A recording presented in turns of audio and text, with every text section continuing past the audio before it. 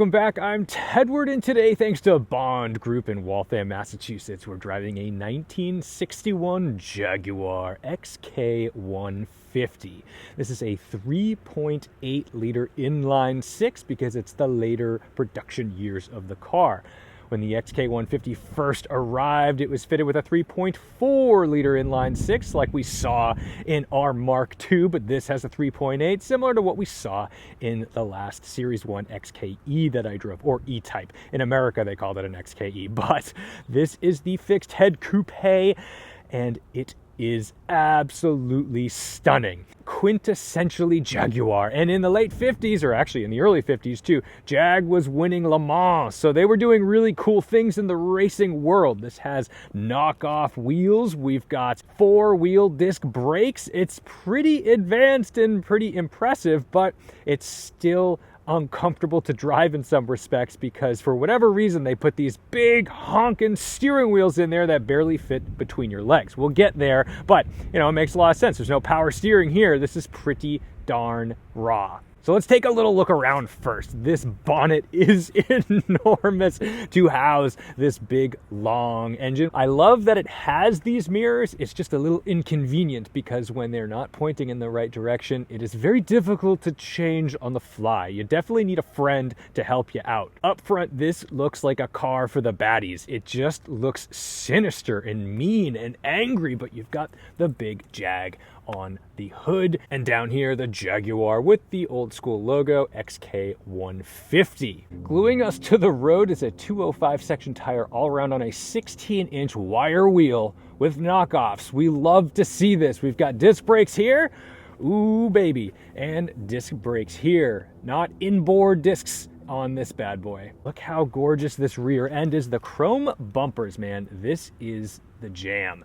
In the back, we have, well, I should say in the boot, we've got reasonable space. It's not great, but you can actually fit a few things back here. Plus the fact that you've got the rear seats to throw a few things in there, that helps out. And just in case anyone walking by forgot the pedigree of Jaguar, winner Le Mans, 1951, 53, 55, 56, 57. And 57 is when the XK150 arrived.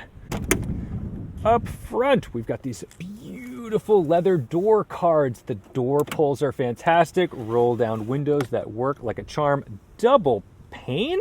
Is that real? Wow, okay. But there's not really like a door sill. The door just connects directly here. This is pretty wild. And then up front, I absolutely love the center gauges up here. We're gonna have a good time staring at that while we're driving. We have a 4-speed Moss box, and while it's sitting in first gear, look how far down that is. This reminds me of like an AC Cobra.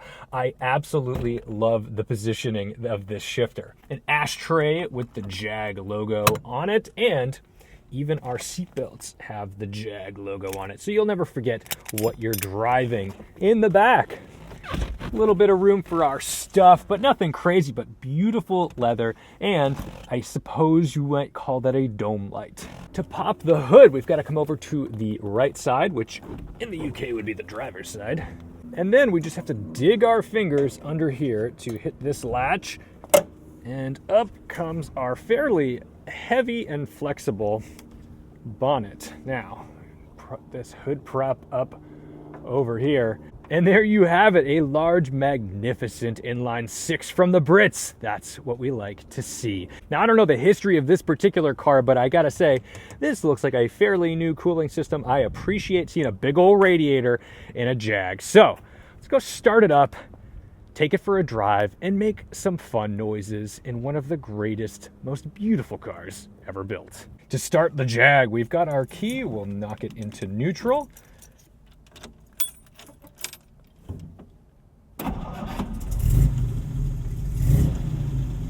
Jumps to life nice and quick. We've got our tach, our speedo, we've got power, water temp, oil pressure, and of course, our gas gauge. Very helpful indeed.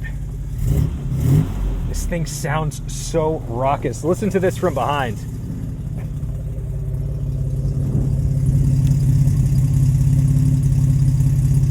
Not a whole lot in the way of safety, but we will buckle up our lap belts. And now you can see what I'm saying about how this is just built for, I don't know, not a human. If the seat was a bunch lower, it would make a lot of sense and it would help, but alas, here we are trying to engage our clutch and our brake and our throttle around the steering wheel. To release the handbrake, you just lift and release. And because it's a Mossbox, reverse is over and forward next to first gear. So that means our unsynchronized first gear straight ahead, and it basically lies on the floor.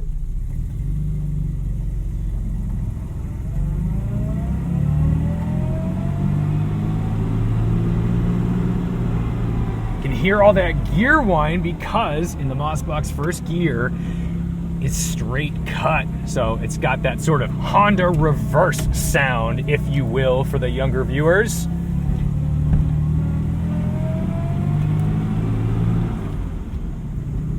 Oh, buttery smooth. This is a good one, guys.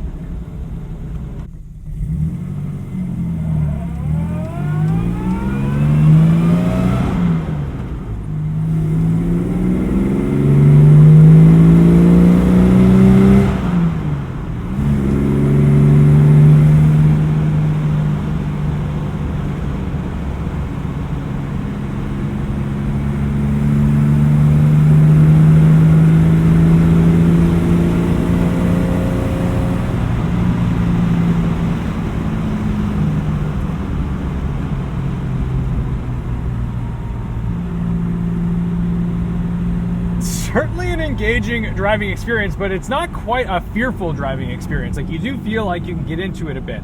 Not as quick as the E-Type, but it's got loads of torque, and that's what's nice because you can kind of ride out the bottom and mid-range of the power band. It makes it nice around town, it makes it easy to drive.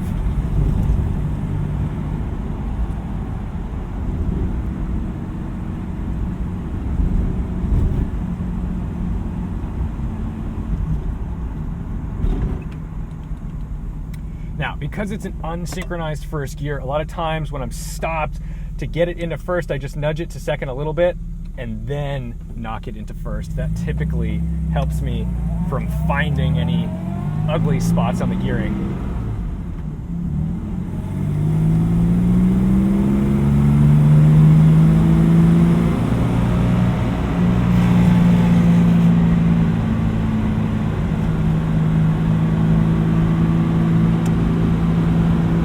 Steering is heavy, like heavy. But you can obviously feel everything through it. Oh my goodness.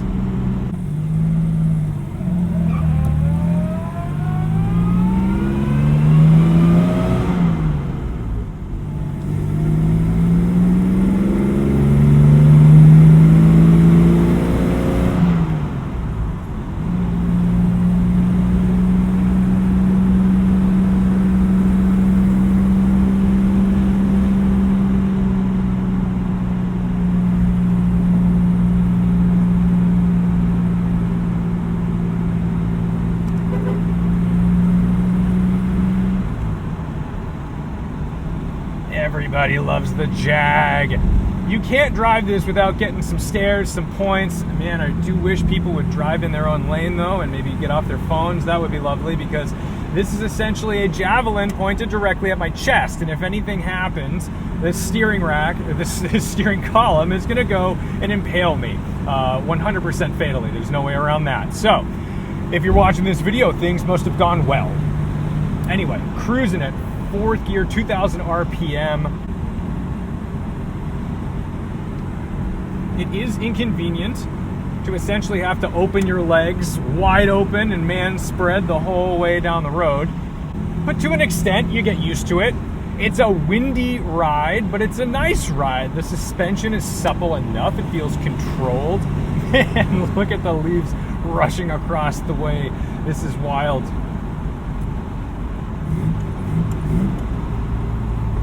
I'm always really cautious with these Mossboxes because when they don't like what you've done, they let you know immediately. So I'm pretty patient with them. I don't rush these.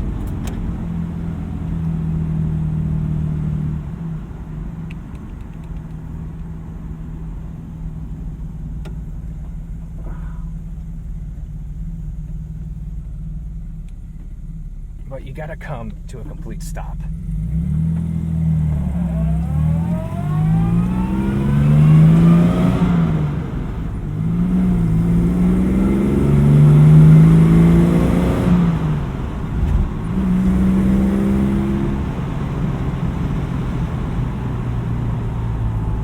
The clutch catch is like a little high, so that's why you hear me kind of like slipping it a little bit. I'm not perfect on the upshift because I was expecting it to engage a little lower, but that's okay.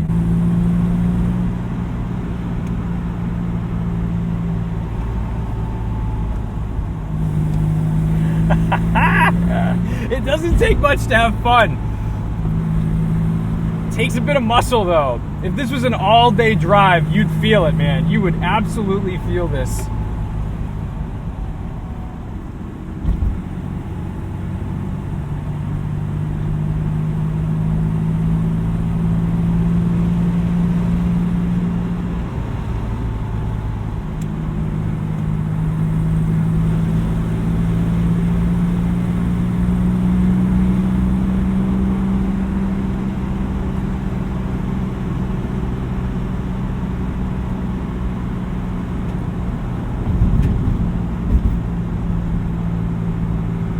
This rear view mirror, it's functional, but it also blocks a good portion of the windscreen, which I would really rather see.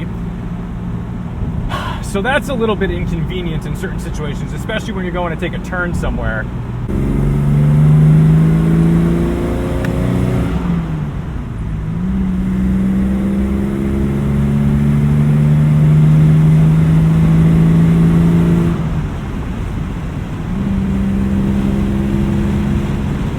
On the highway, indicated 62 miles an hour, 2,800 RPM.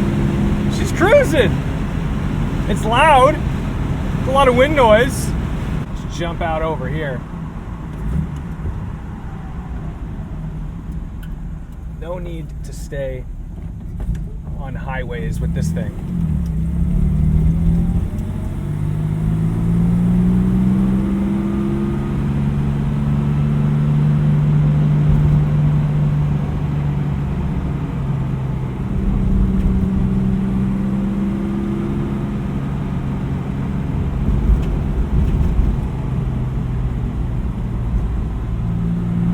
Over the past few weeks, I've driven a bunch of different Jags, from the E-Type, Series 1s, 4.2 liters, 3.8 liters, the Mark II with a 3.4 liter, and now the XK150. In the past, I've driven an XK120. They all have different characters, but they all clearly share driver focus, minus the fact that you can't really get your legs in between this seat.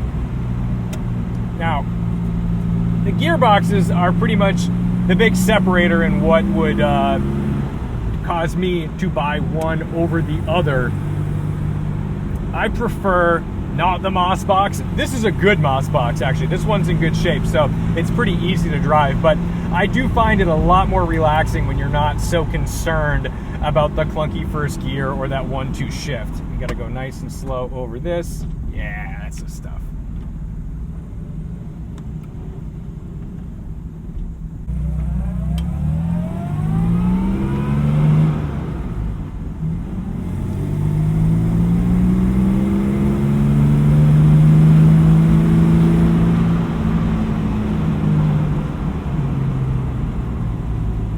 And slow through the school zone.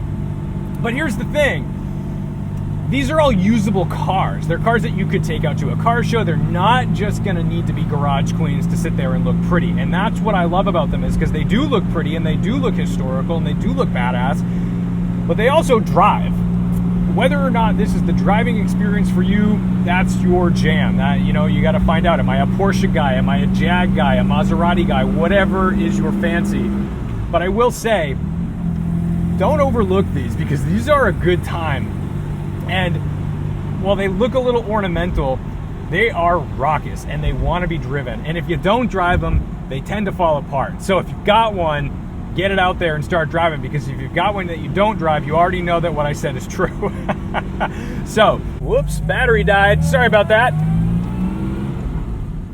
as I was saying, huge thanks to Bond Group for throwing me the keys to this XK150. Thank you guys so much for appreciating historical classics. And you know, some of you guys, this is your first time seeing the car. Some of you are probably having some nostalgia vibes over some old times and maybe your dad or grandfather's XK back in England or here. And I hope the sounds translate into smells and good memories. So thank you so much for watching, liking, commenting, and subscribing. I'm gonna go be in normal traffic with an extraordinary car, as I often do. Don't forget to respect the drive, and I'll see you in the next one. We've even got pretty good headroom, so it's weird. It's like, it's built for someone whose head could be way up here or maybe wearing a helmet, but yet the leg space is just abysmal. Oh yeah, that's the stuff.